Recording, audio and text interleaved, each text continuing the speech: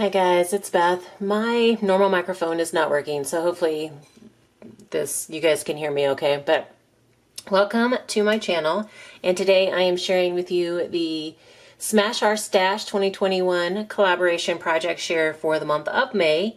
And this is a collaboration that is co-hosted by myself and Teresa Russell from Fresh and Renewed with Teresa. And basically it's just a collaboration to help us kind of refocus on some of those oft forgotten and hoarded items in our stash. So each month there's like a different prompt or theme that we can focus on and work on using that month. So this month the prompt was ribbon, and so I decided to focus on my scrap ribbon jar. This jar still looks pretty full, but I should have taken a picture beforehand. Had you seen it before I started working with it, I mean, I had everything. It was just like I just kept packing it in, and like now, like there's actually like kind of room in between everything, but before it was just like jam packed in there and overflowing out the top. So I feel like I did make some progress. And it's funny because I had saved like, small strips, like anything that was bigger than this, anything that I could at least kind of fold over and maybe make a tag topper with it. I don't know. There were a bunch of small pieces in there.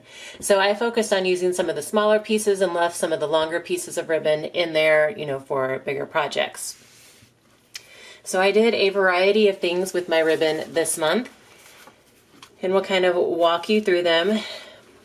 So the first thing I did, I was trying to come up with something that I could do for this baptism page for my youngest. And so I decided I took a piece of chipboard and die cut it into a heart, and then used some adhesive and just laid sheer white ribbon across it and then burnished it down really good, and then came back in and trimmed it up.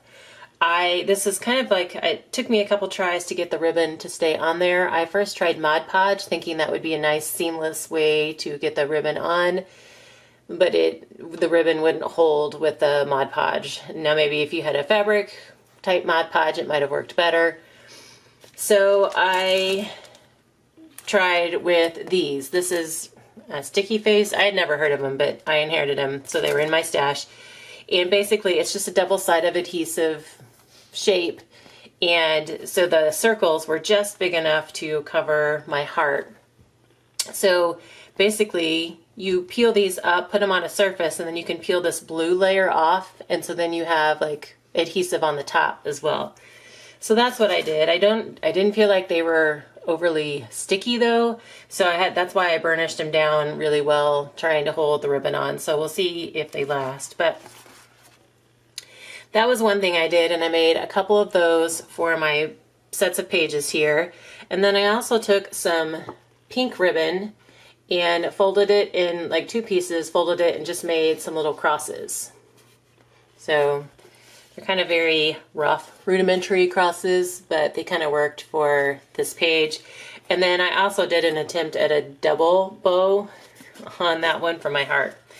So I did 2 of those hearts and then 2 sets of the crosses. And then I also did some little pink bows, just real simple bows. And this one I didn't make, but it is ribbon. This was in my stash, but it's like a cute little bow, and it's got a pearl in it, but I pulled it out because it was that light pink color. It's funny because I had been putting off these baptism pages just because there were so many pictures that I was kind of overwhelmed by them, but just this collaboration focusing on the ribbon gave me kind of like the inspiration and the motivation to do these. So now this one I did not make either. It was in my stash, but it's just this cute little rosette made with ribbon, and then it's also got ribbon leaves. So I'm not sure I have the talent to do that, but I think that was really cute if you have the talent. Some more of those little bows. And then here's something else that was really cute that I did not make. It was in my stash. It's like a little flower, but it's got like pink and white ribbon together. So that was kind of the first set of ways that I used ribbon. And then I went through, I had a bunch of bookmarks that needed tassels, and I don't normally use ribbon for my tassels. Normally I use yarn just because it's more economical. But I thought, like, this ribbon is just sitting in my scrap ribbon jar, I might as well use it. And so in this case, I actually did use some of the longer ribbon strips or just a combination of several smaller strips. So I just have a bunch of different tassels. Sometimes I used a combination of yarn or other fibers that were in there. Some twine. Here's a fun purple yarn that I had. This, again, like all kinds of fiber scraps were in my jar. There's some pink ribbon.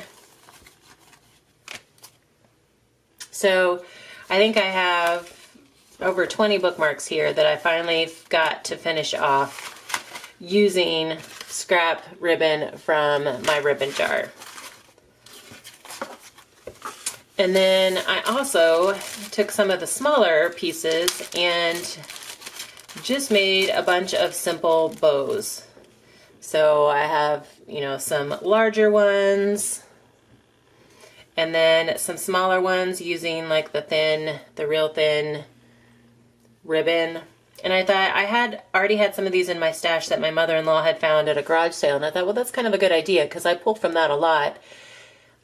You know, I look for the colors in there first before if I need a bow before I go and make one, just because it's nice to have them on hand. So I thought this would be perfect because this, you know, I have a broader range of colors now of pre-made bows that I can have in my stash and just grab when I need them. So this is another quick and easy way to use up some ribbon scraps if you like to use bows on your cards or other projects. So then the last thing I did, well, no, not the last things. I have a couple things here. I tried my hand at making a flower. Did not quite go so well. It may have been the adhesive I used or the ribbon I used. I don't know. I also didn't singe the edges with a lighter. I didn't have a little lighter and I didn't want to use my big butane lighter. So it looks more like a jester's hat star or something like that, but I don't know. At least I tried something new. And then I also saw on Pinterest where somebody had taken just a like die cut flower, and then they had made holes in it on each petal and then in the center. So I just basically took a craft knife and slit holes on all of the petals and then punched a hole in the center, and I covered it up. But basically you just kind of, you go from one petal into the center, down, come back up through another petal, go back to the center and go down, come back up to another petal. And it's just kind of like you're doing a needlework project. But so that was fun, and I like how this one turned out. So this is definitely something that I would do again. And you could do it just in, you know, all kinds of different colors.